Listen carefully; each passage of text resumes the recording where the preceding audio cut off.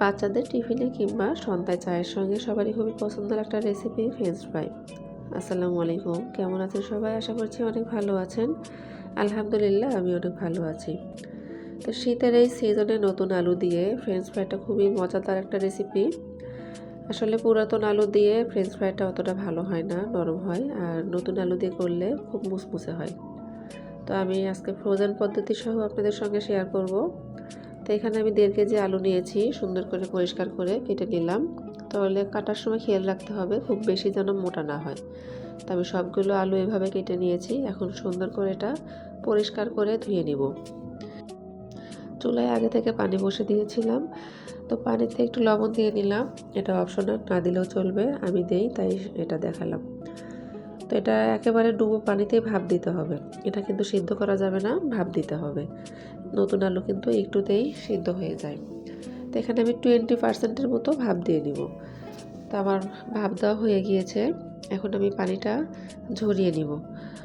তো আমার ভিডিওটা যারা ফেসবুক থেকে দেখছেন তারা অবশ্যই লাইক, কমেন্ট, শেয়ার করবেন যদি ভিডিওটা ভালো লাগে এবং কোনো উপকারে আসে।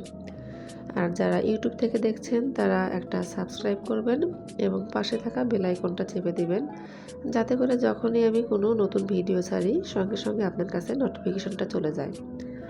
তো আমি পানি ঝরানোর পরে তাওয়াল দিয়ে মুছে নিয়েছি এক্সট্রা পানিটা।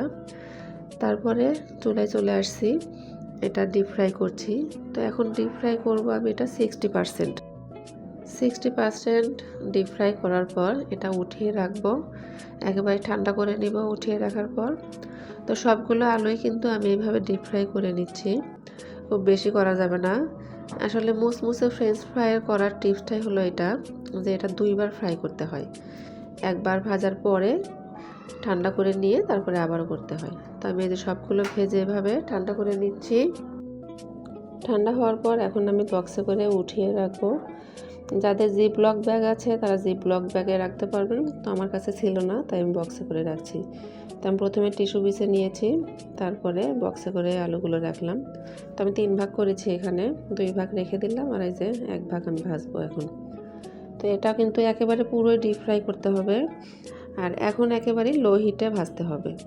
এটা যদি এখন হাই হিটে ভাজি তাহলে কিন্তু পুড়ে যাবে আর ভিতরটা নরম নরম থেকে যাবে। তো একেবারে লো হিটে ভাজবো এটা। তো আমি এভাবে ভেজেছি। তো মোটামুটি আলহামদুলিল্লাহ আমার 10 থেকে 12 মিনিটের মতো টাইম লেগেছে। তো এটা দেখেন মাশাআল্লাহ কত সুন্দর একবারে মুসমুসে হয়েছে। আপনারা সাউন্ডেই বুঝতে পারছেন যে কতটা মুসমুসে হয়েছে এটা। তো এটা কিন্তু আসলে চাটনি বা বিট লবণ বা টমেটো সস যে কোনো সঙ্গেই খাওয়া যায়। তো আমি টমেটো সসও দিলাম, আবার বিট লবণ দিয়েও খাবো। তো আজকে এখানে রাখছি, আল্লাহ হাফেজ।